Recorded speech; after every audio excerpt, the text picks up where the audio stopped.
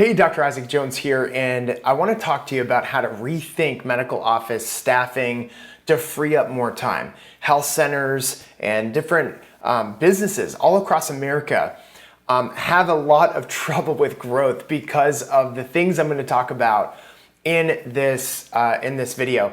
And I've been able to just break the ceiling on our influence and impact as a business because of the solutions I'm going to talk about in this video. It's very important that you understand these concepts, and truly they've added a few $1 million in just additional revenue to my business just this year. So I'm excited to share these with you. So one of the biggest mistakes is I need to be the person that does all of the different things in my business. And so this is a big challenge because it really causes a lot of issues. These are the biggest signs that you are thinking improperly about growth and scalability in your business and really not understanding the power of what I'm going to talk about here in this new book that has just come out that I think will add a lot of value to you.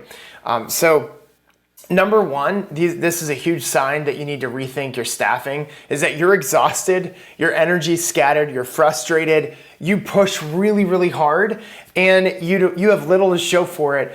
You're not able to put your trust fully in others. You don't have that A team that you're looking for, and you're working ultimately more than you should. So this is a huge problem, and we see this in so many doctors that are leading and growing businesses. And I think there's a distinction, a shift that a lot of doctors need to make away from being a doctor in an office to being an entrepreneur. If you're a doctor that's running a business, you're an entrepreneur. And so you have to shift and think about things a little bit differently. So different areas that this shows up in is in administrative work, in the amount of paperwork that you may have or that your company has.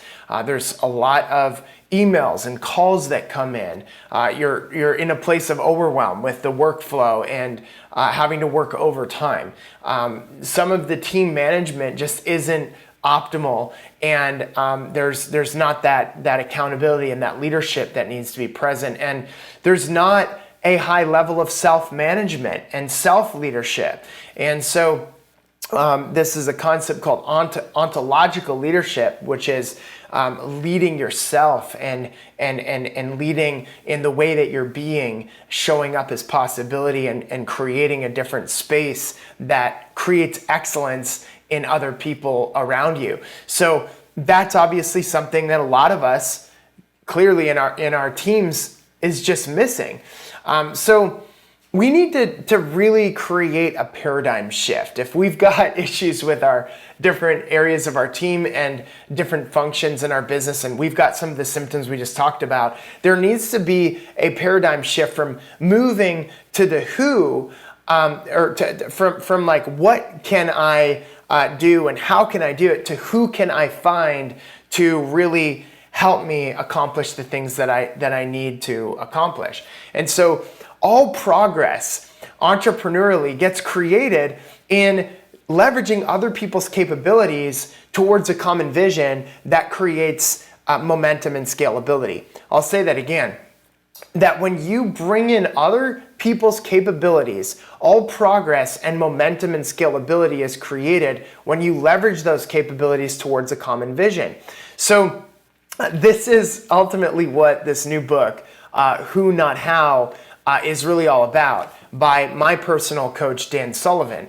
And so he wrote this book, amazing book, and what it talks about is these principles of finding the right who's to figure out the hows. I have a friend, Jeff Arnold, who was at around $36 million in his medical business. The next time I talked to him, he said he was at around 300 million. And I'm like, okay, wait, like how is it in 6 months' time you scale 10x? Like that is crazy.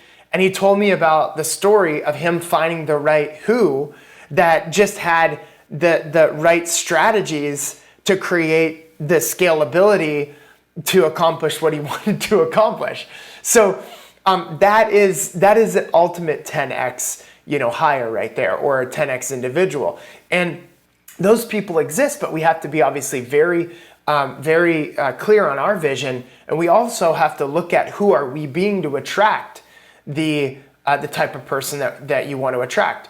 A lot of this is something that a leader in my life has stated, that if you want to attract a good wife into your life, you have to ask the question, who do you need to be to attract, who do you need to be in order to be with the person that you want to be with, right? Who do you need to be in order to be with the type of person that you want to be with? And it goes, it ultimately is the same for you and attracting the right types of who's as well. So what does this all mean? Let's unpack this. Your team has strengths that ultimately you don't have. You have weaknesses or even things that you're good at but that you're not great at that they can become great at. And ultimately, everyone on the team should be tapping into their own genius and allowing you to leverage your genius, which typically for the doctor is in, creating content, getting yourself out there, leading, helping heal people. These are the key things that you should be doing. You shouldn't be bogged down in administrative work. You shouldn't be having to even work on all of the systems of hiring and things of that nature. You should ultimately find the who to find the different individuals that will help to grow and scale. And obviously you'd have the final say, but you don't have to be the one that's doing all of this crazy work, right? So here's just a few examples. One of my businesses now has 30 employees and I call them team members. And so my team members, we've grown to around 30 team members and several $1 million in revenue. And the only way that we've been able to do that is by finding the right who's.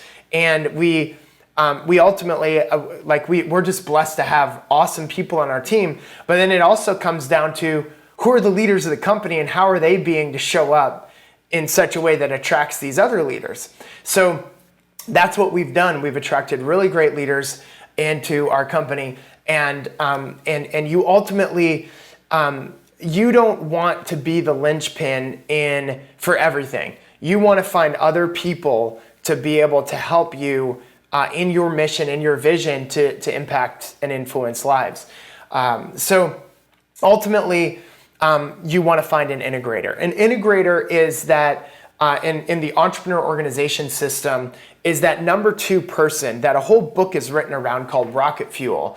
From the first book I think was called Traction by Gina Wickman, which is a great book that talks about vision and creating goals for your future, etc. as a business. But then there's the integrator who is somebody that actually puts the vision to work. So there's a visionary and then there's an integrator. Typically in all entrepreneur organizations, you most likely are the visionary or you may be an integrator.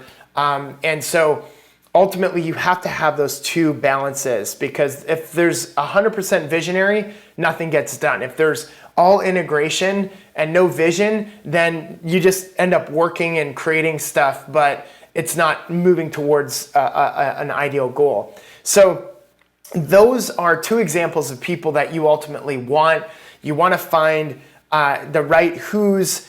Integrator is a very important hire. Another one that I'm actually hiring this week is a strategic assistant. And I'm actually hiring another strategic assistant for another company. But this is very important because you want freedom. You want to be able to play with your kids and travel the world and be able to have a business without having the headache of having to run all the day-to-day operations and customer service and all these other things. So ultimately, this is the secret to how you can really accomplish that. So how can all of this help you grow?